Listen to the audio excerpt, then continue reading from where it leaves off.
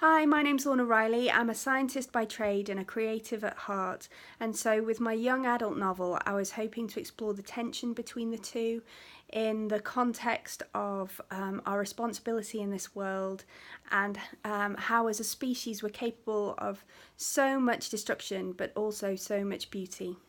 So, this is Locusts by Lorna Riley.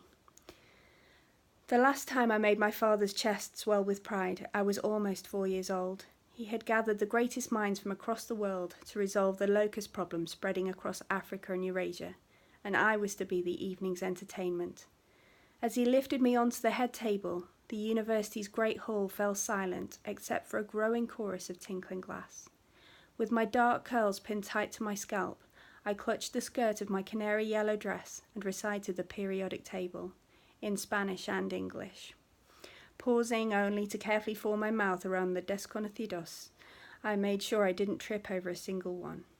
When I was done, I was spun in the air and called my father's daughter.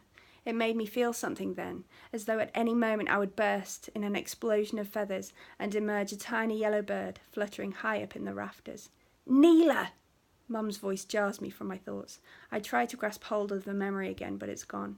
Only the echoes of that little bird's song are left, no matter how hard I try. As I sit waiting for the results of the International Young Scientist of the Year Awards, my chest is an empty cage. Every breath is scorched dry by the blazing heat of the stage lights, burning me up from the inside out. Neela, stop that! Mum calls from off stage. Shielding my eyes, I glance into the shadows. Mom told me to turn my palm pad off, but I switched it to the manual instead. As subtly as I can, I rest my hand on my lap, palm up, and run my finger over the greyish membrane. Swiping through the apps to get to the second skin controls, I adjust the temperature. A cool wave covers my body, and I start to breathe easier. Mum rushes out of the wings. Someone snickers, followed by a few clucks. I don't need to look. I know exactly who it is. The two of them have been laughing at her ever since the contest started, calling her mother hen, among other things. They don't understand what this means to her.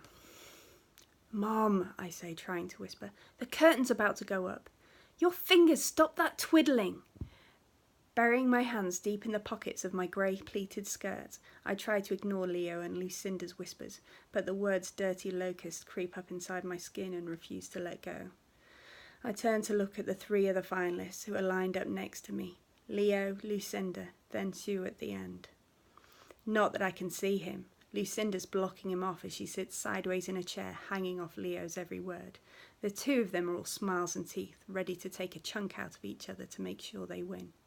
You can see it burning in their eyes. They need it. The award, the prestige, the Harvard scholarship, all of it. Listen to me.